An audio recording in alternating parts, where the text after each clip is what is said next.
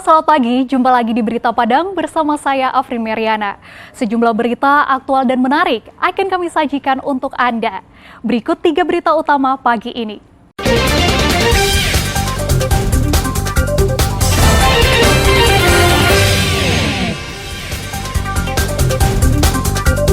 Takut dimarahi karena terlambat ke sekolah, seorang siswi SD mengarang cerita nyaris menjadi korban penculikan. Seorang residivis kasus pencurian kembali ditangkap polisi berdasarkan rekaman kamera pengintai. Warga Padang Pariaman mengubah kelapa menjadi minyak kelapa murni atau VCO yang lebih bernilai ekonomis.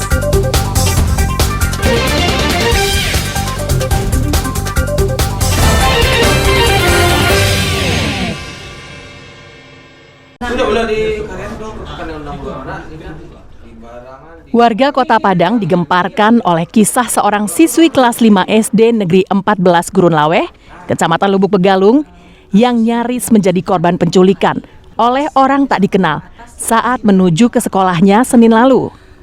Korban yang berusia 11 tahun ini mengaku ke kepala sekolah hendak diculik oleh orang tak dikenal saat menuju sekolahnya dengan cara ditodongkan pisau dan bajunya ditarik hingga robek. Beruntung korban berhasil melarikan diri dan sepatunya tertinggal di jalan. Kasus yang menghebohkan ini diproses oleh polisi. Akhirnya terungkap bahwa cerita upaya penculikan oleh orang tak dikenal tersebut merupakan rekayasa semata yang sengaja dikarang karena takut dimarahi di sekolah karena terlambat. Kasus ini pun berhasil terungkap setelah polisi merekonstruksi kejadian dan memeriksa rekaman kamera pengintai di sekitar TKP, serta menginterogasi murid tersebut yang kemudian mengaku telah berbohong.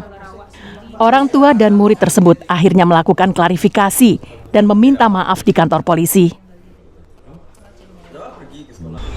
Seluruh berita yang disampaikan itu adalah rekayasa dan atau bohong.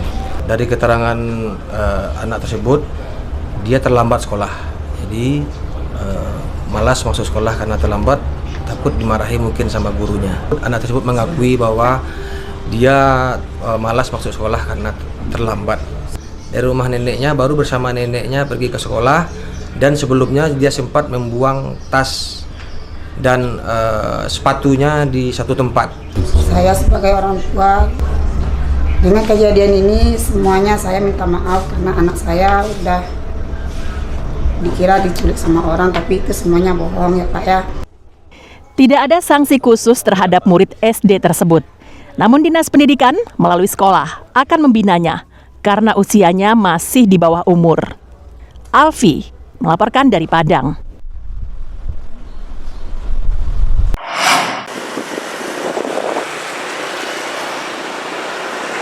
Kepolisian Solo tidak menemukan satupun petunjuk dan bukti terkait dugaan penculikan anak sekolah dasar di daerah Cupak, Kecamatan Gunung Talang. Kapolsek Gunung Talang dalam keterangannya pada Rabu pagi mengatakan telah menerima laporan dari warga tentang adanya dugaan penculikan terhadap anaknya AP, seorang murid sekolah dasar di daerah Cupak, Kecamatan Gunung Talang. Berdasarkan laporan tersebut, polisi menyelidiki dan meminta keterangan korban, memeriksa saksi-saksi di TKP, dan memeriksa rekaman kamera pengintai di sekitar TKP. Namun aparat tidak menemukan adanya bukti dan petunjuk yang mengarah kepada penculikan itu. Selasa malam, keluarga pelapor mendatangi Mapolsek Gunung Talang untuk mengklarifikasi bahwa dugaan penculikan tersebut ternyata tidak benar adanya. Laporan itu dibuat agar sang anak tidak dimarahi oleh ibunya lantaran tidak masuk sekolah. Kemudian terakhir di mana kendaraan itu diparkir, Grand Max yang katanya membawa penculikan, itu udah saya selidiki juga, kemudian di TKP dicatat saksi. Dari hasil penyelidikan tersebut semuanya tidak ada satupun bukti petunjuk terkait dugaan penculikan tersebut. Orang tua siswa meminta maaf atas informasi yang telah meresahkan tersebut dan sangat menyesal. Saya, Lisa Merlini, ibu kandung dari anak saya, ingin minta maaf sebesar-besarnya atas kejadian penculikan anak saya, bahwa itulah tidaklah benar. Dan saya juga minta maaf kepada seluruh rakyat Indonesia dan Sumatera Barat atas kejadian ini, bahwalah tidaklah benar. Karena anak saya bilang dia diculik orang, maka itulah saya menyampaikan ke gurunya dia diculik orang, Bang. Aparat mengimbau agar masyarakat tidak mudah percaya. Namun demikian, aparat juga meminta orang tua selalu waspada serta menjaga dan mengawasi anak-anak mereka. Garnadi melaporkan dari Solo. Pelaku dan itu sindikat. Kapolda Sumatera Barat Irjen Suharyono Rabu di Padang mengatakan penculikan anak yang dikabarkan terjadi di Kota Padang dan Kota Solo adalah berita hoax. Untuk itu, Jenderal Bintang 2 ini meminta masyarakat agar tidak mudah percaya informasi yang berkembang, kecuali diteliti lebih dahulu. Selain itu, orang tua juga diminta untuk lebih proaktif mengawasi anak-anaknya saat berada di luar rumah. Kapolda menduga berita hoax ini karena mendekati tahun politik. Oleh karenanya kami menghimbau agar tidak terlalu mempercayai adanya informasi yang berkembang berbau hoax. Akan tetapi untuk mengantisipasi adanya kemungkinan atau dugaan terjadinya aksi kriminal semacam penculikan terhadap anak dengan tebusan-tebusan, ya kami mohon para orang tua lebih waspada atau mengawasi atau membina atau membimbing mendidik anak-anaknya. Sebelumnya seorang anak di salah satu SD di Kota Padang dikabarkan diculik. Hari yang sama juga terjadi di Solo. Namun setelah diselidiki oleh polisi, rupanya kedua berita tersebut tidak benar. Robiha melaporkan dari Padang.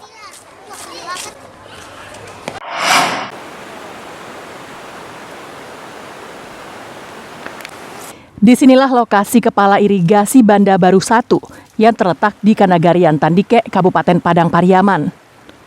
Tempatnya kini dipenuhi semak dan menutupi saluran irigasi yang pernah dibangun tahun 2009 lalu.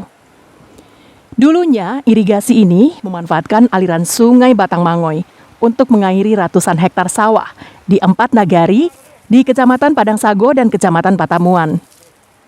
Namun, akibat gempa dengan magnitudo 7,9 tahun 2009 lalu, irigasi ini rusak parah dan dibiarkan begitu saja tanpa ada upaya Pemda Padang Pariaman untuk memperbaikinya.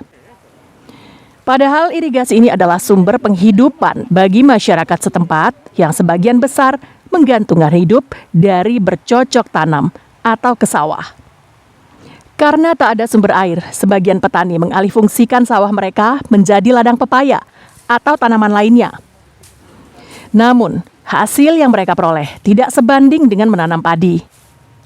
Warga bersama aparat nagari setempat sudah melakukan berbagai usaha agar irigasi ini bisa diperbaiki kembali. Namun tak juga ada hasilnya. Semenjak gempa 2009 sampai sekarang kenyataannya kayak gini. Belum ada diperbaiki. Oh, itu yang daerah yang kena itu berapa daerah itu, Pak? Kalau nagari 4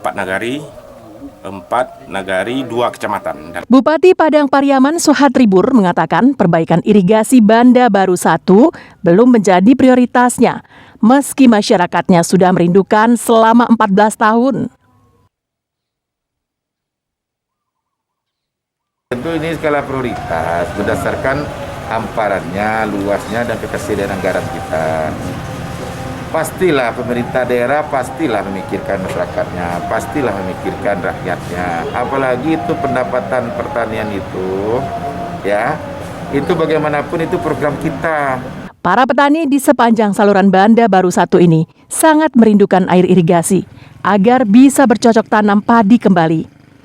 Mereka hanya mendapatkan janji-janji politik yang tak ada realisasinya. Eki Rafki melaporkan dari Padang Pariaman.